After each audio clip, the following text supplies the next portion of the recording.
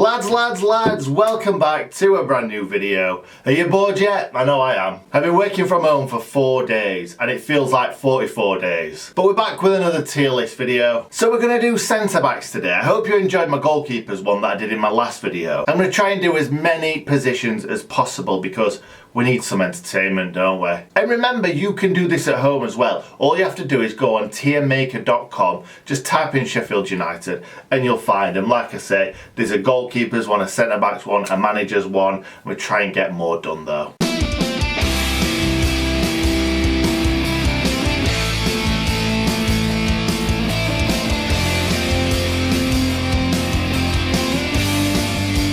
So let's crack on anyway, because I know I've put way more centre-backs in this than I've put goalkeepers.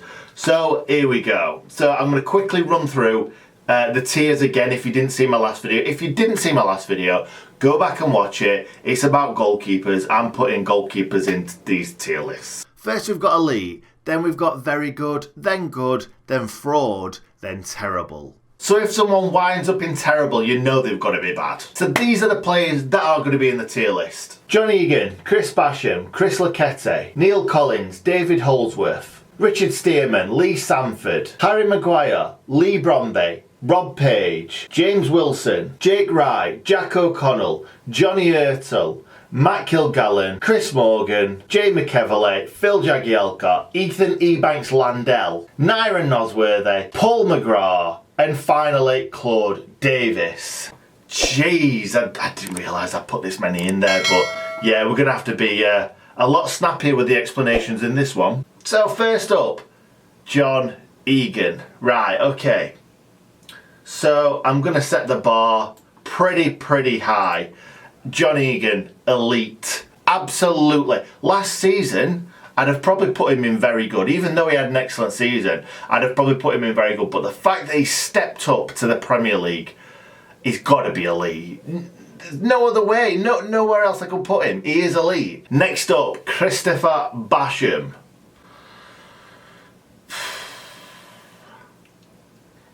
I just don't know what to do. I really don't. My heart is saying elite. My head is saying very good. I wish there was somewhere. No, he's elite. He stepped up to the Premier League when a lot of players wouldn't have. Basham is elite, 100. Do you know what? Where is he? Where's Jack O'Connell? Jack O'Connell, elite as well. They're all going in elite. They all deserve it. They've all stepped up. We're 7th in the Premier League, for God's sake. If them three are, I don't know who would be elite if them three weren't elite. Anyway, right, let's move on from that. So, Chris Laquetta. Right, okay. I'm not sure where to place Chris Laquetta. I thought he was a really good defender at the side of Chris Morgan. I wouldn't put him in Chris Morgan's category. So I think we're going to have to go good for Chris Laquetta. He definitely weren't any worse than good. Definitely not. Neil Collins. This is the problem with putting fraud in there. I'm such an idiot. Neil Collins, he was a League One defender for us. He was. I'm gonna go good. I don't think he's quite as good as Chris Laquetta, if I'm being completely honest. He was a really good League One defender, but Chris Laquetta were in the Championship, so I don't think Neil Collins could step up. At that point, if we'd have got promoted one of them seasons, I'm not sure how much he'd have stepped up into the Championship. We may have had to invest in another centre-back. David Holsworth. Ooh. He was very good. He was very good. And the kids watching this right now, if you don't know who David Holsworth is, he was an excellent defender. Good footballer. Really hard. Not as tall as you might think. Oh my God. He was 6'1". David Holsworth was 6'1". I always remember him being tiny. Maybe that were at the side of like some big strikers. Anyway, David Holsworth, I'm going to put him in good. Very good. He deserves it. He's such a... It was absolutely a rock for us. And obviously we let him go to Birmingham. I think that was when Birmingham were in the Prem. So he must have played Premiership football, surely. Yeah, it was good enough to anyway. Then we've got Richard Steerdog Stearman. And I thought he always stepped in and did well, but I wouldn't have if we'd have had him at centre-back for a full season, I'm not sure how many Blades would love him as much as what they do. I'm going to put him in good. Again, he probably would have sat in this middle bit, I think. But yeah, getting absolutely steaming at the promotion party, he's got to be in good. 100%. He doesn't deserve to be in fraud anyway. Next, we've got Lee Sandford. Ooh. I'm tempted to put him in very good, you know. He was very, very solid, Sandford. Nah, I can't. I'm going to put him in good. I don't think he's any better than Chris Laquetta. And I think I'd be doing a disservice to David Holsworth if I'd have put Sandford in very good. Next, we've got Harriet Mcguire. And when we had him in League One, I absolutely called that Harry Mcguire were going to play at the top level. My only worry was his speed and his ability to turn. But the fact that he reads the game so well, the fact that he's big, strong, wins headers, and obviously he's the most expensive defender in the world. He's got to be an elite. Got to be. Like, I don't know if I'm going on how he was for United or what he's done since. But yeah, he definitely deserves to be an elite. I think he's getting a lot of criticism from Man United fans at the moment. I don't think it's deserved. I really don't. Anyway, Bromby. Oh God, this is so difficult. If there was a category in between very good and good, I'd put Bromby in there. But I don't know what to do. Bromby were better than Neil Collins. And better than Stearman. Oh God, what have I done to myself here? I should be. I might make another couple of categories, to be honest, for the next one. Bromby. What do I do with you, sir? Good. I've done it. That's real. The only reason why I've just put him in good is because I can see the next person, Rob Page, and I think Rob Page deserves to be in very good, if I'm being completely honest. Obviously, Holsworth and Page, probably different types of players. I think Holsworth edges him definitely. Anyway, we'll move on. James Wilson, fraud. He's not terrible.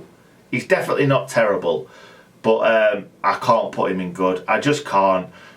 He did get our season up and running in the 100-point season with a nicely taken header, but he were bad. Him and Jack O'Connell were terrible for the first kind of 4, 5, 6 games of the season, I think it was. So yeah, he definitely doesn't deserve to be in good. Next we've got Jake Wright. Jake Wright was excellent in League One. Again, didn't really get a chance to step up, so I can't put him in very good. He's going to go in good again, like most of these. But yeah, he didn't show enough in the Championship to deserve very good. But I think that's because he didn't really get a chance. Anyway, Johnny Ertel, let's just smash him straight in terrible. Like, I don't think he was that bad in midfield, but at the back he was awful. Johnny Ertel was poor, and he got us relegated from the Championship to League One, so I'm not going to let him off. Next up, Matt Kilgallon. And at the time of playing for us, Matt Kilgallon was 100% very good. He started his career at United on a bit of a shaky footing because we brought him in when we were in the Premier League. He didn't get much of a chance, but when he did, he wasn't great. He really wasn't, but he grew into it over the next couple of seasons, and we sold him to Sunderland, and I thought he was our best player at the time. He was definitely first name on the team sheet, along with James Beattie. And yeah, he could have gone on to being a Premier League centre-back for a long, long time, but it just didn't work for him at Sunderland. So yeah, very good. I'm going to go with that. Next up, Chris Morgan. Now, before these last couple of seasons, I'd have put Chris Morgan in elite. But because he didn't really do it in the Premiership, unlike Egan, unlike Bash, unlike Jack, unlike Harry, he's got to go in very good. Like Chris Morgan, for captains, definitely elite level. But as a player, he was a strong lad, hard in the tackle, hard as nails, not good with his feet, but he didn't need to be. But if he was better with his feet, like Harry Mcguire is, he'd have probably been in elite and he'd have probably played a lot more in the Premier League than he did. Next up, we've got Jay Mccarroll, everyone's favourite centre-back. I'm just going to put him straight in terrible. Like, don't get me wrong, I thought he didn't start his career too badly at Bramall Lane. He played left wing back, left back. He brought the football forward well. He joined the attacks well. It was solid. And then we decided to move him into centre back and give him the captain's armband, and he never recovered. He would just got caught on the ball all the time, lost all his confidence, and then he ended up being a bit of a scapegoat, I think, at Bramall Lane. But towards the end, he was terrible. So we're going to leave him in terrible. Next up, Phil Jagielka. Now, Jags 100% deserves to be in elite. Now, a lot of kids these days won't know how good Phil Jagielka is, or was.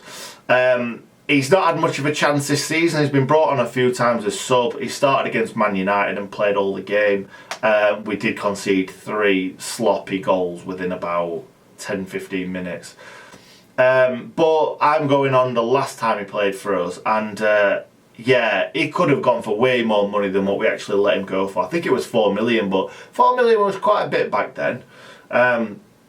But yeah, it was an excellent centre-back, right-back, centre-mid. He played wherever we wanted him to play, and he was brilliant in every position. And then obviously he's gone on to play a lot of games for Everton in the Premier League and captain the side as well, so he's got to be in elite. Ebanks Dehl. This is a tough one because Ebanks started his Sheffield United career amazingly. Strong, great in the air from corners, chipped in with a few. I'll tell you what, no, I am going to put him in good because he did start his career really well. He chipped in with goals, unlike some centre backs. But I reckon he deserves to be in good. He had a bad kind of end to his Sheffield United career because they were making mistakes and it looked a bit dodgy on the ball. But I don't know where it came from because he were really solid before that.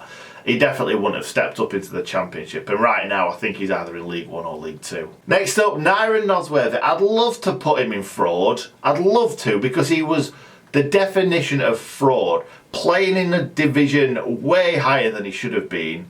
He was one of the reasons why we got relegated as well. But I'm not going to put him in fraud, I'm putting him in terrible, because he just was, weren't he? He was good in the air.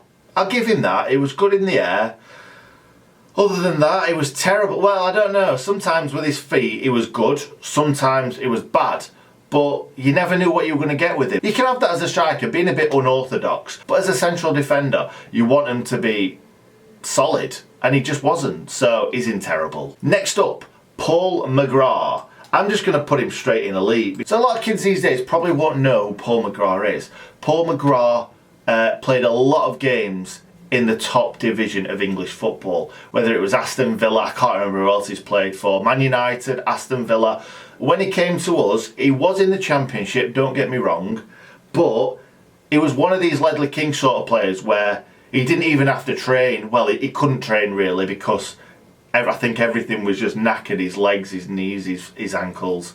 And he just played on a Saturday, played out of his skin, marshalled the defence. It was when Spackman was the manager and we had Vasper Bokis, Wayne Quinn, I think it was him, maybe Carl Tyler, I can't remember who else we had at centre-back, but he just marshalled that defence and he's just an excellent pro. And finally, Claude Davis. We signed him when he was in the Premiership.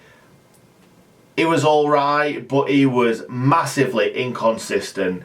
Gave away stupid goals. Do you know what? I'm just going to stick him in fraud just because I don't like him. And I've got quite a lot of plays in good.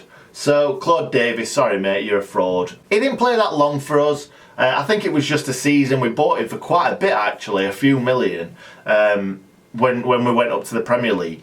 And he just flattered to deceive really. He could have been an excellent defender. And then he went to Derby and suffered that terrible worst Premier League season ever. So he's got to be in fraud, hasn't he? By the way, I've just looked at that team. Guess who else was in it? Jay Mccarroll. Jay Mccarroll was Derby's number 4. I'm not sure how many games he played, but that is just Jay Mccarroll all over, isn't it? an absolute loser. Anyway guys, thank you very much for watching. If you enjoyed this one, please smash a like on it. All likes help. And yes, subscribe. We are on the road to 10,000 subscribers. So please like, please subscribe, and I'll see you for the next one.